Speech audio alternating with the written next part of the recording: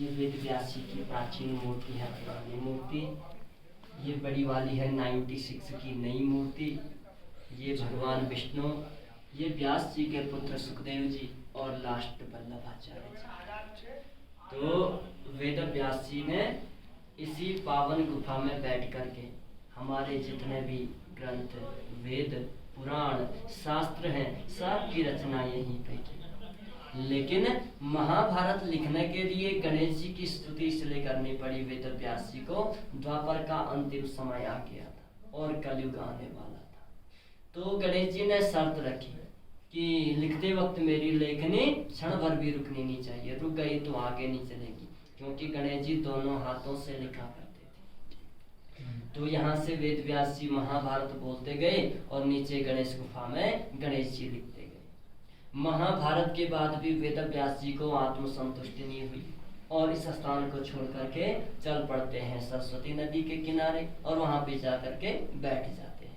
तब तक नारद मुनि आते हैं। नारद जी कहते हैं कि भगवान आप इतने उदास क्यों बैठे?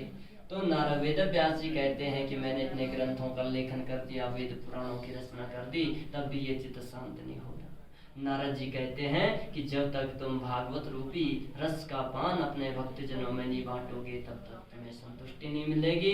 तो अंत में इसी स्थान में आकर के नारायण नमस्कृत्यं चैव नरोत्तमं देवी सरस्वती व्यासम ततो जय मुदि रहे नर नारायण भगवान को प्रणाम किया, माँ सरस्वती की वंदना की और यहाँ पे आकर के श्रीमद् भागवत महापुराण की रचना की थी। व्यास जी के पुत्र सुखदेव जी जो 12 साल तक माँ के गर्भ में रहे, कहा जब तक मुझे श्री कृष्ण के दर्शन नहीं होंगे मैं जन्म नहीं लूंगा। कैसे हैं वो आनंद कंद वृंदावन बिहारी जो माँ के गर्भ में भी दर्शन दे देते हैं। और माँ के बिहारी लाल की जय। और ये लास्ट में जो वल्लभाचार्य जी विराजमान है ये वैष्णव संप्रदाय के हैं। ये है माधवाचार्य जी के शिष्य वल्लभाचार्य। तो ये छत्तीसगढ़ चंपारण्य से 500 वर्ष पहले 11 साल की बाल्यावस्था में यहाँ पे आए थे।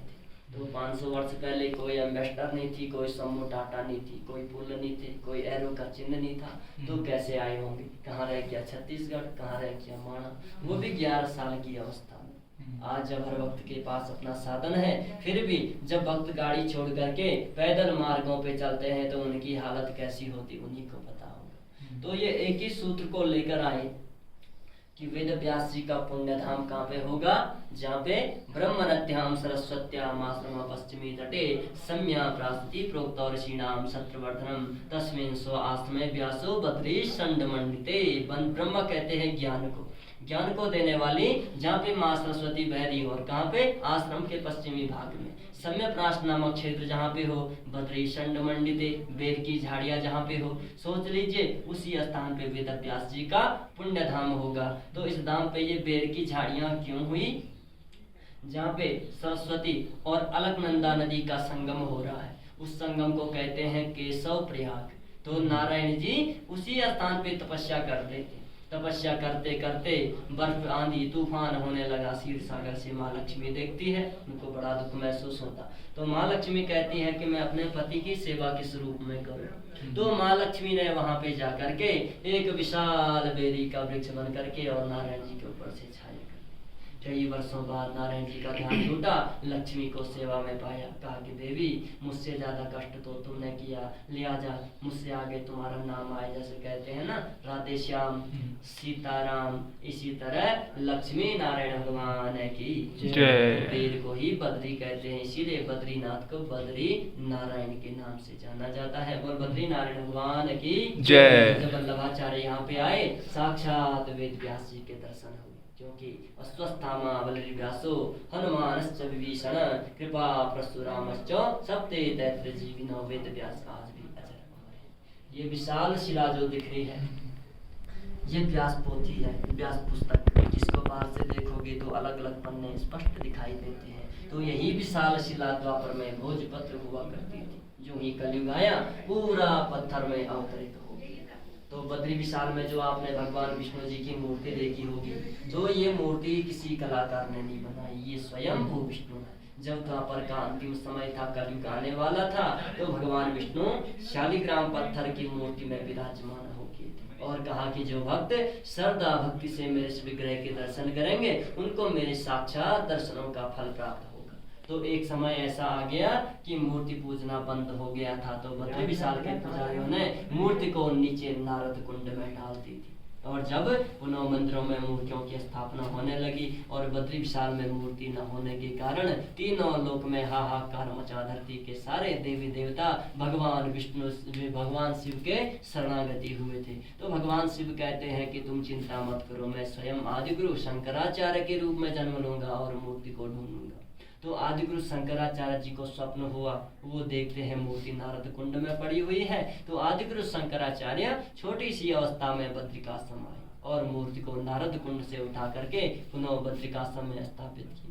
स्थापित करने के बाद विश्वकर्मा के द्वारा ये भव्य मंदिर बनवाया गया था। इसमें प्रधान अर्चक चुने गए थे नारद मुनि, इसीलिए 6 महीने नारद मुनि पूजा करते, 6 महीने भक्तजन पूजा करते। अखंड ज्योत मंदिर में जो प्रकाशित है वो ज्योत 12 महीने जली रहती, 6 महीने बाद पुनः कपाट खुलते हैं, ज्योत जली हुई मिलती है। तो भागवत की बुक भी साक्षात कृष्ण स्वरूप होती, कलयुग आते ये भी पत्थर में अवतरित होगी। नीचे पे जो भीम पुल है, पांडव स्वर्गारोहणी यात्रा जब जा रहे थे तो माँ सरस्वती का बहाव बड़ा तेज था, तो भीम जी ने विशाल शिला उठा करके नदी में रखी और स्वरूप पुल का स्वरूप बना करके स्वर्गारोहणी को गई। लेकिन 5 पांडवों में से द्रौपदी तो भीम पुल पे ही गुजर गई थी, इसीलिए द्रौपदी का मंदिर थोड़ा सा भीम पुल को क्रॉस करके आगे बना हुआ, जिसे बाला सुंदरी नाम से जाना जाता है। भीम पुल से आगे आता है आपका वासुधारा। यहाँ पे माता मूर्ति के पति का नाम था धर्मराज। इन्होंने यहाँ पे जाके तपस्या की थी और अपनी तपस्या के तपोबल से ये धारा उत्पन्न की, जिस धारा को वासुधारा के नाम से जाना जाता है। तो आज भी इस धारा का अमूल्य पानी हर किसी के ऊपर नहीं गिरता है, यहाँ पे धर्म और अधर्म का पता चलता है। वासुधारा से आगे अलकापुरी, जहाँ से 5 पांडवों में से नकुल जी गुजर गए थे, तो माँ अलकनंदा का उद्गम स्थल इसी स्थान से होता है। अलकापुरी से आगे लक्ष्मीवन, जहाँ पे 5 पांडवों में से अर्जुन जी गुजर गए थे। लक्ष्मीवन में यहाँ पे गूगल, जटामासी, भोजपत्र अधिक से अधिक मात्रा में मिलते हैं। इस जंगल के चारों ओर में जितने भी जंगल हैं, किसी में एक पेड़ नहीं है, केवल यही वन ऐसा है जिसमें अनेक प्रकार के हरे भरे वृक्ष लगे हुए। लक्ष्मीवन से आगे चक्रतीर्थ, जहाँ पे सहदेव जी गुजर गए थे। चक्रतीर्थ जब भगवान विष्णु स्वर्गलोक से इस भूलोक पे आ रहे थे, तो धरती से एक भैरवी चक्र उत्पन्न हुआ, यहाँ का नाम पड़ा चक्रतीर्थ। चक्रतीर्थ से आगे सौधारा, नीलकंठ पहाड़ जो बद्री विशाल के ठीक सामने दिखता है, उस पहाड़ को जब वहां से देखते हैं तो वो दीवार के समान नजर आता है और उससे अनेक धाराएं बहती है, उसे सौधारा कहते हैं। सौधारा से आगे ब्रह्मकुंड, 5 पांडवों में से भीम जी इसी स्थान पे गुजर गए थे। ब्रह्मकुंड में यहाँ पे त्रिकोणाकार एक तालाब है। एकादशी जब आती है तो ब्रह्मा विष्णु महेश स्वयं स्नान ध्यान करने इस तालाब में आते हैं। ब्रह्मकुंड से आगे सतोपंथ, यहाँ पे ऋषि मुनियों की छोटी छोटी गुफाएं आज भी हैं। 5 पांडवों में से 5 पांडव में जो स्नान, वहाँ पे तालाब है, 5 पांडव में युधिष्ठिर जी इसी तालाब में स्नान ध्यान करके स्वर्गारोहणी को गए थे। तो सतोपंथ में इसी तरह ऋषि मुनियों की छोटी छोटी गुफाएं आज भी हैं। तो ऋषि मुनि आज भी उन गुफाओं में अदृश्य रूप में तपस्या करते हैं। भक्त जब ट्रैकिंग के लिए सतोपंथ की ओर जाते हैं तो उन्हीं गुफाओं में प्रवेश करते हैं। सतोपंथ ताल बगल पे सतोपंथ तालाब है। इस तालाब में कोई कचरा या तिनका गिर गया, पक्षी स्वयं उठा करके फेंक देती है। सतोपंथ ताल से आगे चंद्रकुंड, यहाँ पे चंद्रमा के समान एक तालाब है, पानी कांच के समान हरे रंग का। जैसी पूर्णिमा को आप देखते होंगे चंद्रमा पूरी नजर आती है, तो ये पानी भी पूरे तालाब में फैला हुआ नजर आता है। अमावस जब आती है चंद्रमा नजर नहीं आती, ये पानी पूरा सूख जाता है।